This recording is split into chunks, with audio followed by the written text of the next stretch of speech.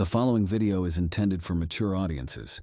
It contains horror elements, adult themes, and language that might not be suitable for younger viewers. Welcome to the Southern Underworld, your place for original horror, sci-fi, and thriller content where the stories are always written with heart. Don't forget to like this video, subscribe to the channel, and leave a comment. We'd love to know in what part of the world you are watching and what is your favorite horror movie of all time. Thank you for watching and enjoy the video.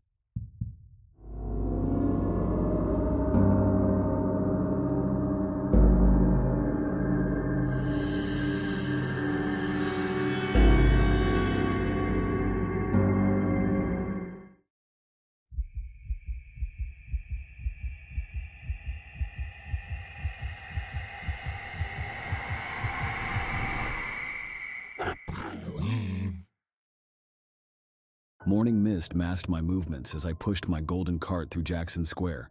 3 months had passed since the transformation. 3 months of watching my customers consume their darkest desires. I felt them now, the wishes hovering around tourists and locals like hungry mosquitoes. Each pulse of want pulled me forward, my new senses tracking longing like a bloodhound tracks a scent. "Fresh pastries," I called, my voice chiming like tiny bells. "King cakes to make your dreams come true." A man in a business suit stopped, his phone pressed to his ear. "Hold on, Monica, I'll call you back." He pocketed his phone and approached. Dark circles shadowed his eyes. Divorce papers peeked from his briefcase. "Rough morning?" I asked, though I already knew. The creature inside me, or what I had become, read his pain like an open book. "The worst," he muttered. "My wife's leaving me for my business partner." I selected a small cake glazed with gold. "Perhaps something sweet will help." "Nothing can help this mess," he said, but handed me $20 anyway. I leaned close. "When you find the baby, make a wish." My fingers brushed his as I passed him the box, and I glimpsed his future. His partner's car crashed into the Mississippi, Monica running back to his arms. He'd find me again in 3 days, gold leaking from his ears as his partner's voice played on an endless loop inside his skull. But that's how it worked. The price always matched the darkness of the wish. The creature, I called it the Wishmaker, fed on regret as much as desire. It whispered constantly in my head, guiding my hands as I baked, suggesting who to sell to, who to spare. "More," it hissed. "Find the hungry ones." Detective Mills's replacement, Valentina Cruz, had been watching me for weeks. I spotted her now, pretending to read a newspaper at Café du Monde. Young, clever, with eyes that missed nothing. I waved. She pretended not to see. My next customer approached, a teenage girl with purple hair and bitten nails. "I heard about your cakes," she whispered, "that they're special." "Special how?" I kept my voice neutral, but the Wishmaker stirred. "This one. She burns with want. People at school say you can make things happen." She glanced around. "Bad things to bad people." I studied her face, the fading bruise near her temple, poorly concealed with makeup. "Who hurt you, child?" Her eyes welled. "My mom's boyfriend, she won't believe me." The Wishmaker purred. "Perfect. Give her what she needs." But something in me, some remnant of Margot Boudreau, hesitated. This girl didn't deserve the price that would come. I closed my eyes, fighting the pressure building behind them. When I opened them, golden tears tracked down my cheeks. "Not all wishes require my cakes," I said, capturing a tear in a small vial I kept around my neck. I pressed it into her palm. 3 drops in his drink, nothing more. Then run. Find Detective Cruz at the 5th precinct. I nodded toward Valentina. "Tell her everything." The girl clutched the vial. "What will happen to him?" "He'll confess. Publicly. Painfully." I closed her fingers over the glass. "The price for this is smaller. Just a memory. You'll forget my face after it's done." She nodded, slipped the vial into her pocket, and disappeared into the crowd. The Wishmaker thrashed inside me. "Fool, you denied me a feast." Pain shot through my veins as punishment. I doubled over, golden blood trickling from my nose. "Are you all right, ma'am?" A tourist couple paused beside my cart. I straightened, forcing a smile. Just a dizzy spell. I wiped my nose with a napkin that instantly turned to gold. The wishmaker wasn't the only one learning. Each time I bent its rules, I discovered more about its limitations. Each act of mercy strengthened whatever remained of my humanity. That night, I returned to my bakery, closed to the public but still my workshop. The building remained cordoned off as a crime scene, but police never saw me enter or leave. Another gift from my golden passenger. I mixed dough in the dark, my skin providing all the light I needed. My hands moved with mechanical precision, measuring, folding, creating vessels for corruption. Someone knocked. I froze. Nobody knew I came here. The knocking continued. 3 sharp raps, then silence. "I know you're in there, Miss Boudreaux." A woman's voice. "Detective Cruz." The wishmaker hissed. "Kill her." I approached the door. "It's closed for a reason, Detective. I need answers." Her voice held no fear, just determination. 5 more deaths this week, all connected to your products. I pressed my palm against the door, feeling her heartbeat through the wood. "Go home, Valentina. This isn't something you can solve."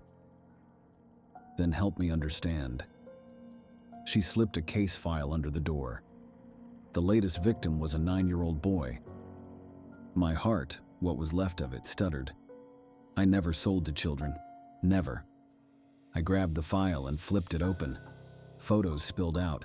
A child's bedroom, walls painted with golden handprints, a small body curled in the center of the floor.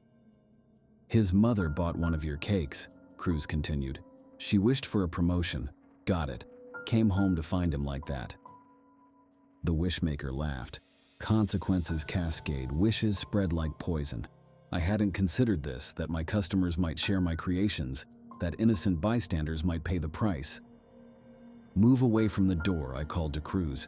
"Are you going to tell me what's happening?" "I'm going to show you." I unlocked the door. Cruz stood on the threshold, hand near her concealed weapon, eyes widening as she took in my transformed appearance. "Jesus," she whispered.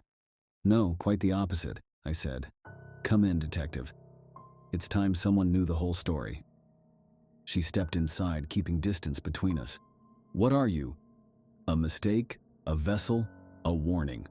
I perched on a countertop, the golden light from my skin casting strange shadows. "What I tell you won't make your report. It won't solve your case, but it might save lives." For the next hour I explained everything. The masked woman, the vial, the deaths, the transformation. Cruz listened without interruption, her face shifting from skepticism to horror to grim acceptance.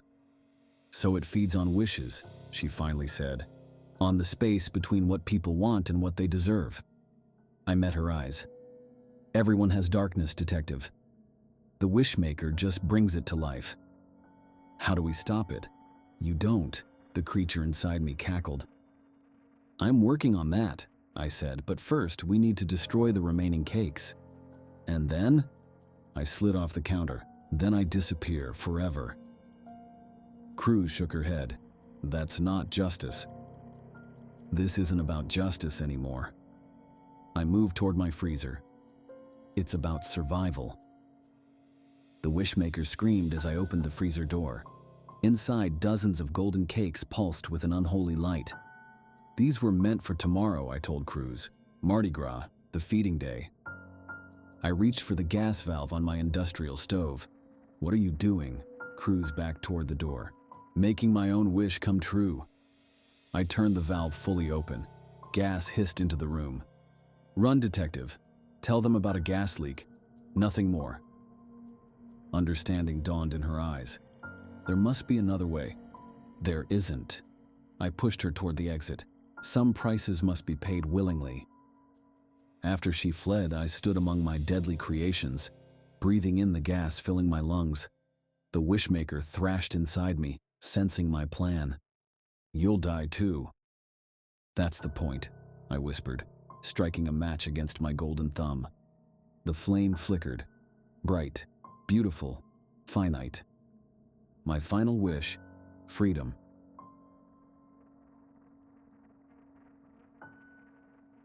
My finger hovers over the delete button, but I can't bring myself to erase the footage.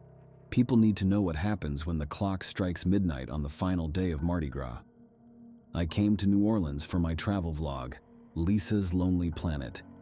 My subscribers begged for Bourbon Street debauchery, but I promised them something authentic, something no other travel channel would show.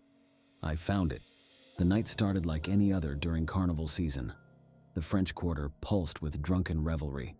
Beads dangled from balconies like colorful snakes. Music blared from every doorway. I filmed it all, narrating as I wove through the crowd. Supposedly, there's one last parade tonight, I told my camera, my voice hushed with excitement. Locals call it the Black Procession. It's not in any official guide. No one knows who runs it, but everyone says it's the one parade you can't miss. An elderly woman selling voodoo dolls from a cart grabbed my wrist when I mentioned it. "Stay home tonight," she warned, her eyes wide with genuine fear. "Board your windows. Don't look outside until morning." I laughed it off. Locals loved scaring tourists with ghost stories and superstitions. At 11:50, the streets began to clear. Bars shut their doors. Lights dimmed. Even the music faded to a distant whisper. By 11:58, I stood alone on a deserted Royal Street, my camera ready. The first sound came at midnight exactly, a deep, reverberating drumbeat that vibrated through the cobblestones. Then, from the fog-filled darkness, emerged the parade. The floats towered 3 stories high, constructed from materials I couldn't identify. They depicted scenes that made my skin crawl. Faceless figures with limbs bent at impossible angles, jesters with mouths stretched wide enough to swallow children whole, creatures that resembled humans only in the vaguest sense. Most disturbing were the movements. Unlike typical parade floats with obvious mechanical parts, these seemed to pulse with life. Flesh-like surfaces rippled, mouths opened and closed, limbs reached toward spectators. Wait, spectators? The street had filled again, though I never noticed their arrival. People lined the route, arms raised, mouths open in what I assumed were cheers. I filmed everything, panning across the crowd, zooming in on particularly grotesque floats. The masked figures throwing beads wore elaborate costumes with beaked masks and elongated fingers. Their movements seemed too fluid, too precise. "This is incredible," I narrated, zooming in on a jester figure whose face split open to reveal rows of teeth. "I've never seen such detailed..." The words died in my throat as a masked attendant reached into the crowd and plucked a man from the front row. The crowd continued cheering as the attendant placed him on the float. The man's body contorted, the limbs elongating and twisting until he became part of the display. Another faceless figure frozen in a position of agony. I lowered my camera, suddenly aware of the silence beneath the drum beats. No one was cheering. They were screaming. I turned to run, colliding with a tall figure in black. His mask resembled a plague doctor's, but with too many eye holes. He carried a black scepter topped with what looked disturbingly like a human hand. "You've seen too much," he hissed. "Now you join the march." The scepter touched my forehead. The world went black. I woke in my hotel room the next morning, drenched in sweat. A nightmare, I told myself. Nothing more. My camera sat on the nightstand. With trembling hands, I pressed play. The footage showed everything. The floats, the attendants, the transformations. But the audio captured what my ears had missed. Beneath the drums, pleading, weeping, prayers in dozens of languages. The angle shifted as the camera fell. The plague doctor's mask filled the frame before the recording ended. I threw open my window, desperate for fresh air. In the distance, down an alley that shouldn't have connected to any main street, I saw it. The final float from the procession, moving slowly in broad daylight. My body stood atop it, my arms frozen mid-scream, my eyes wide with terror. Below, the plague doctor looked up directly at my window. He raised his scepter in greeting. I slammed the window shut and packed my bags. I've been running ever since, but every city I flee to, I glimpse the procession in distant streets, always moving, always collecting. The footage was uploaded to my channel tonight, a warning to others. Because the Black Procession never ends. It simply parades through dimensions, through time itself, gathering new participants each year. And somehow I exist in two places now, here writing this warning, and there, eternally screaming atop that grotesque float.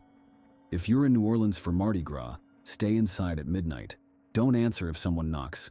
Don't look if drums begin to beat. And if you see a woman on the final float frozen in a silent scream with a camera clutched in rigid fingers, know that somewhere, I'm still running. 3 months have passed since that night in New Orleans. The footage uploaded as planned but disappeared within hours. My channel vanished too. All 87 videos, 4 years of content, gone without a trace. Even my backup drives were corrupted and the files were replaced with milliseconds of static. I fled to Portland first, then Denver, Toronto, and finally Anchorage. Distance didn't matter. The procession found me in reflections, in shadows, in the periphery of crowded streets. The cold Alaskan nights brought temporary relief. The procession preferred warmer cities with tangled alleyways and forgotten corners. I rented a cabin 20 miles from civilization, surrounded by pine forests and pristine snow. For weeks, silence blessed my dreams. Until the drums began again. Detective Moira Walsh contacted me yesterday, a gruff voice on a crackling line, asking about my time in New Orleans.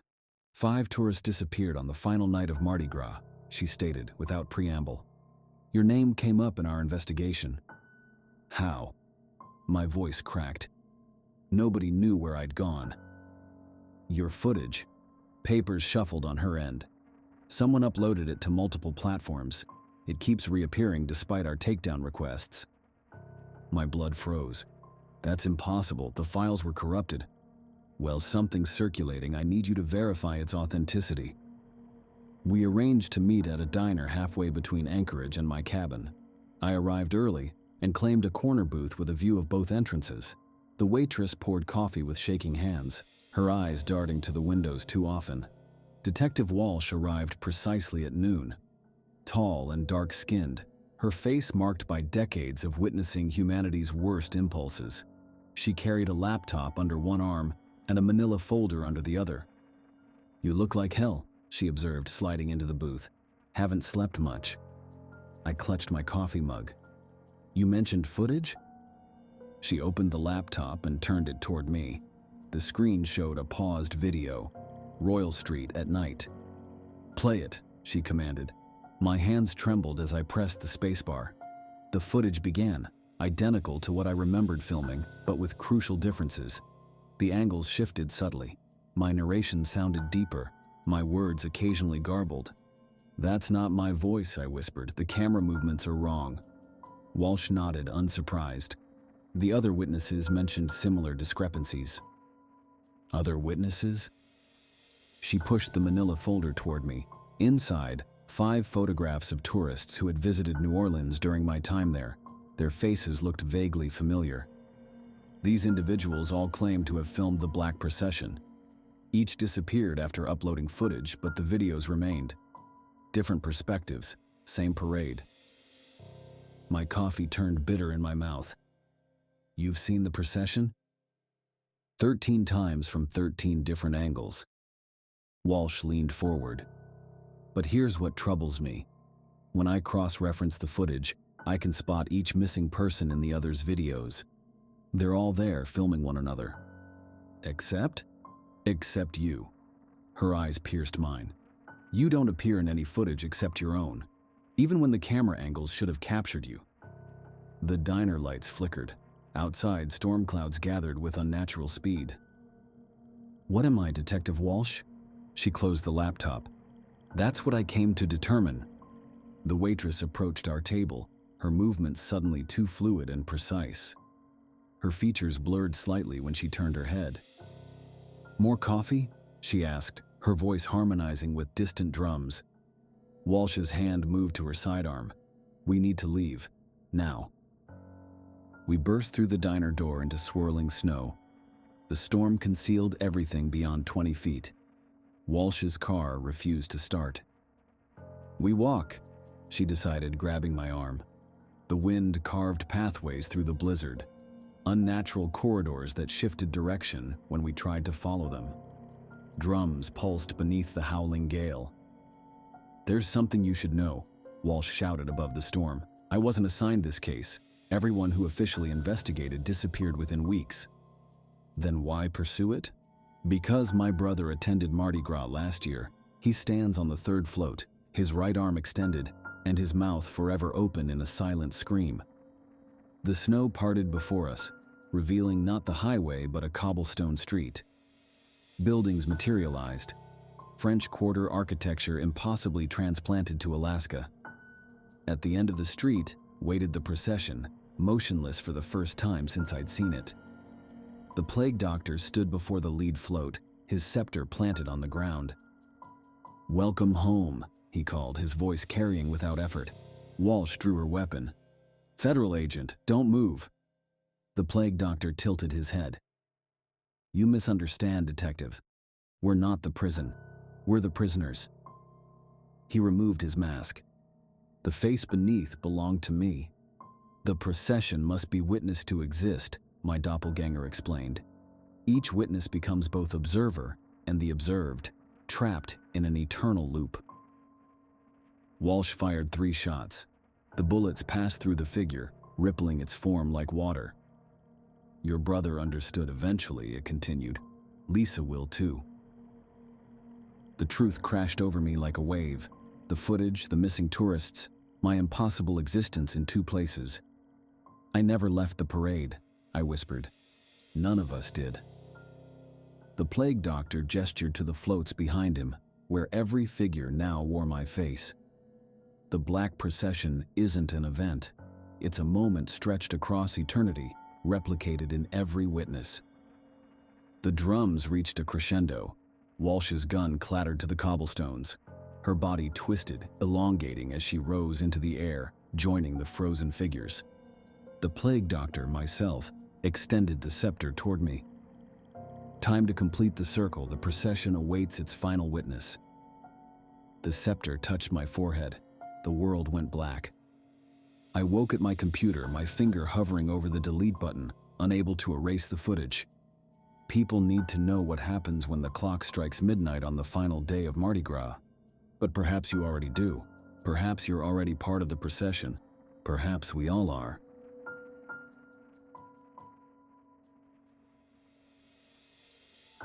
My fingers fumbled with the green beads around my neck, their surface slick and cold despite the New Orleans heat.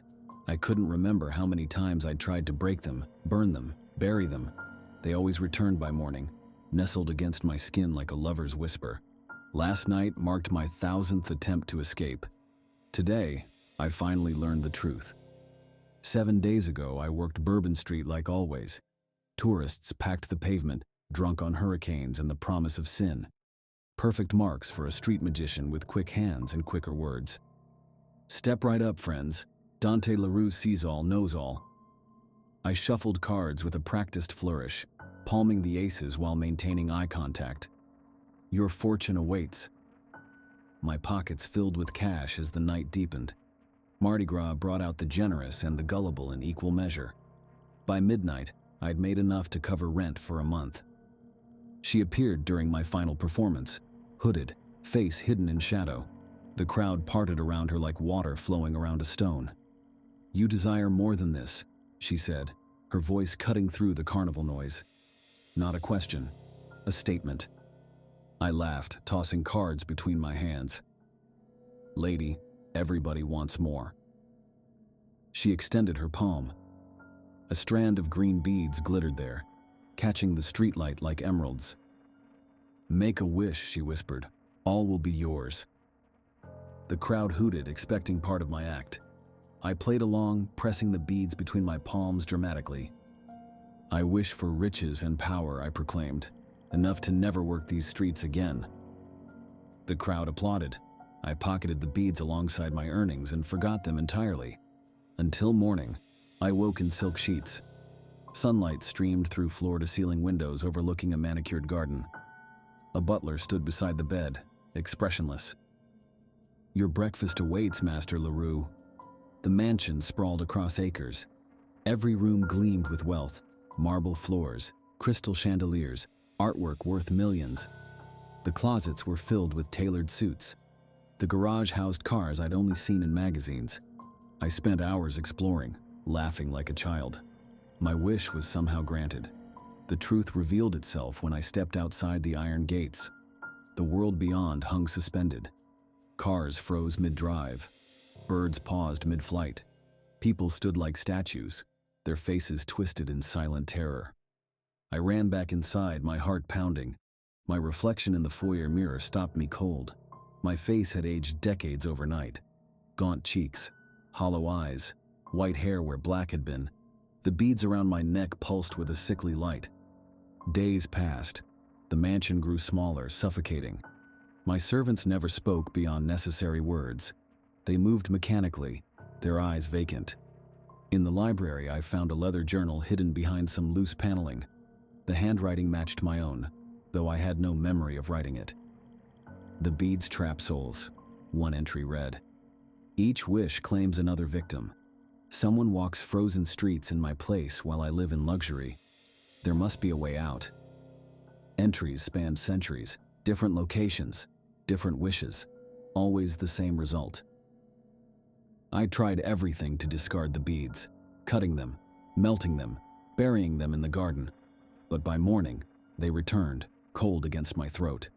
Yesterday I drove beyond the city limits, determined to leave them at the state line. The car stuttered to a halt at the boundary. Beyond it, blackness stretched infinitely. This morning she returned. The hooded woman stood in my bedroom doorway, smiling. "You never learn," she said, pulling back her hood.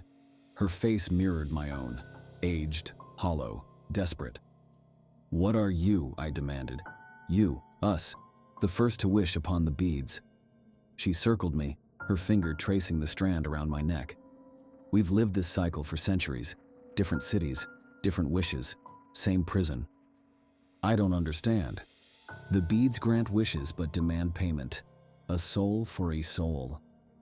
Her smile tightened. "We passed them on once centuries ago, escaped briefly, but guilt drove us back to reclaim them, to free the soul we'd trapped. Then we're stuck forever. No, we choose to forget each time, erase our memory, start fresh with hope." She pressed cold lips to my forehead. "It's kinder that way." Her form flickered, fading like smoke. "Wait," I called. "How do I break the cycle?" Her voice echoed as she disappeared. "You don't. We've tried for 800 years." I stand at the mansion gates, the green beads heavy around my neck. Beyond them, New Orleans remains frozen in eternal twilight. Somewhere among those statues walks my previous self, trapped until I pass the beads to another wishing soul. Tomorrow I'll forget everything. I'll wake as Dante LaRue, a street magician with no memory of mansions or magic beads or frozen cities. But tonight I write this down, hoping someday we'll find another way. If a hooded figure offers you shimmering green beads during Mardi Gras, run. No wish is worth this price. Midnight marked my decision. The beads burned against my throat as I slipped through the mansion's rear garden, carrying only the journal and a lantern. The frozen world beyond the gates greeted me with its eerie silence. I pushed past the boundary this time, forcing myself through what felt like molasses. The beads flared green, then pulsed red. Pain shot through my chest, but I persisted. The French Quarter stood suspended in perpetual celebration. Frozen laughter, paused music, bodies caught mid-dance. I searched frozen faces, hunting for myself among the statues. "It won't work," a voice called from the shadows. Not the hooded woman this time, but a man, rail-thin with eyes like coal. "Trust me, I've tried." "Who are you?" I backed away, my lantern held high. "Alan Dupree." He stepped forward, revealing similar green beads nestled against his collar. "Former wishmaker, current prisoner." My pulse quickened. "There are more of us?" "Dozens. We call ourselves the Beadbound."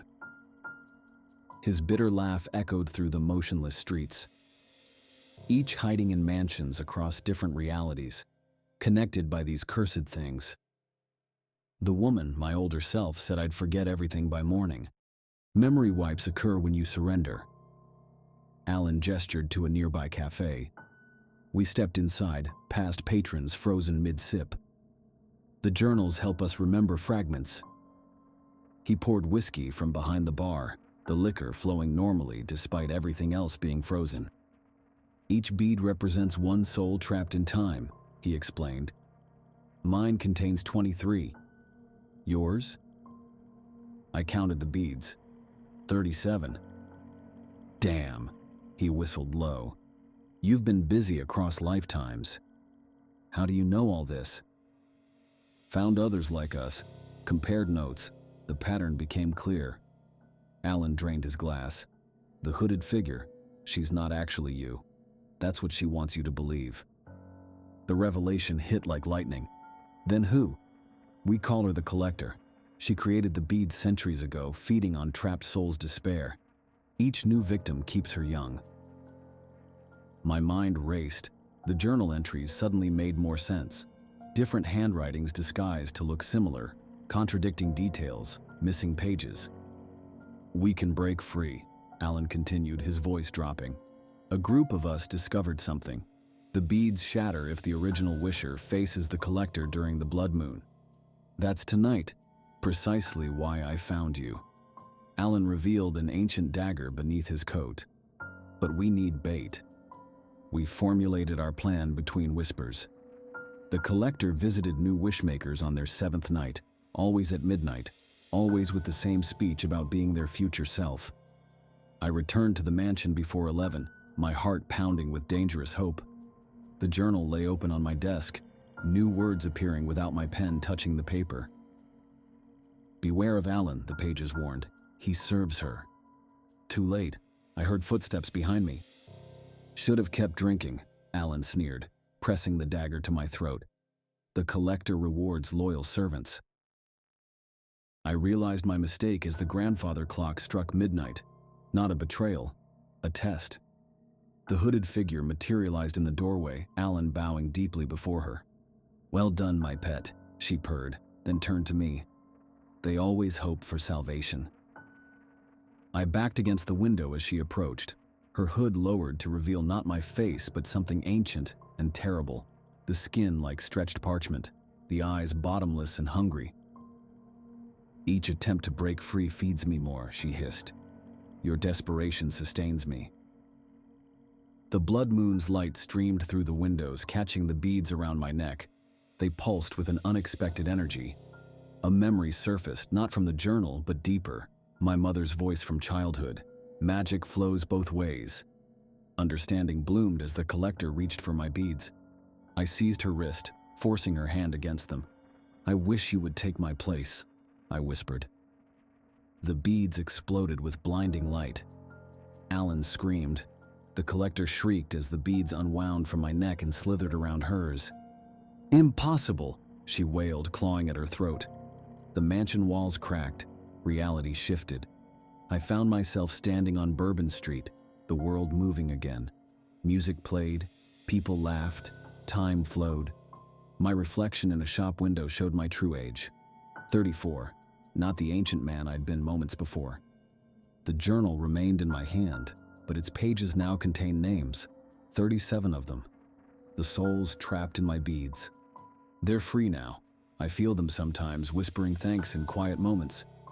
I still work Bourbon Street, but not for money. I watch for green beads, warning those who might accept them. And sometimes during Mardi Gras I glimpse her, ancient eyes peering from a young face, frozen in a moment that never ends, beads gleaming at her throat. Magic has rules, wishes demand payment, but the wisher chooses the price. Don't forget to like, comment, share, and subscribe to the channel. See you next time. Thank you for watching.